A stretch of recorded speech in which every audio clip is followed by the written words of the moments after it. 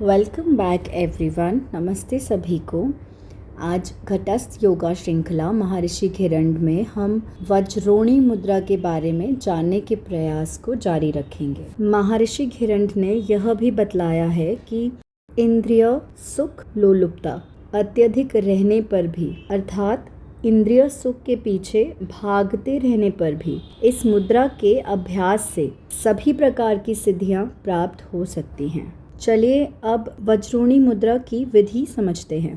तंत्र शास्त्र में इस अभ्यास का बड़ा महत्व है, क्योंकि तंत्र शास्त्र में पंचमकार साधना के अंतर्गत पुरुषों के लिए वज्रोली मुद्रा, स्त्रियों के लिए सहजोली मुद्रा और ब्रह्मचारियों के लिए वज्रोणी मुद्रा बतलाई गई है, जिससे वे सभी अपनी अधोगामी शक्ति को ऊर्ध्वगामी बना सकें। वज्रोणी मुद्रा के मंत्रों से ठीक ठाक मालूम नहीं पड़ता कि यह अभ्यास किस प्रकार किया जाता है, लेकिन इस मुद्रा का संबंध एक आसन से है, जिसे हम ब्रह्मचर्य आसन कहते हैं।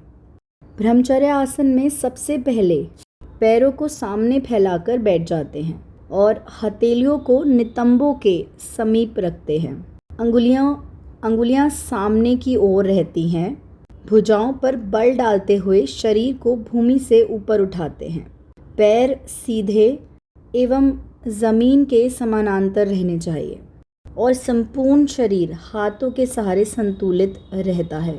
आसनों के उल्लेख में इस अभ्यास का नाम है ब्रह्मचर्य आसन और मुद्राओं के उल्लेख में इसका नाम है वज्रोणी मुद्रा। इस अभ्यास को करते समय जब शरीर भूमि पर रहता है तब पूरक करते हैं और उसके बाद श्वास को भीतर रोककर पैरों को ऊपर उठा देते हैं और जब तक अंतरकुंभक कर सकते हैं इसी स्थिति में रहते हैं और उसके बाद पहले ज़मीन पर आ जाते हैं, शरीर को विश्राम देते हैं और तब रेचक करते हैं। ऐसा देखा गया है कि इस क्रिया के अभ्यास के क्रम में पूरा शरीर, मूतेंद्रिय, गुदाद्वार, जांघ की मांसपेशियां, पैरों की सभी मांसपेशियां तथा कमर की मांसपेशियां संकुचित हो जाती हैं और स्वाभाविक रूप से मूल बंध लगता है और ज़बरदस्त मूल बंध लगता है और यह बंध शरीर की वज्र नाड़ी को प्रभावित करता है, जिससे इसका नाम वज्रोणी मुद्रा पड़ा। यहाँ पर वज्रोणी मुद्रा को जानने का प्रयास पूर्ण हुआ। अब 8वीं मुद्रा शक्ति चालिनी मुद्रा को जानने के प्रयास को प्रारंभ करते हैं।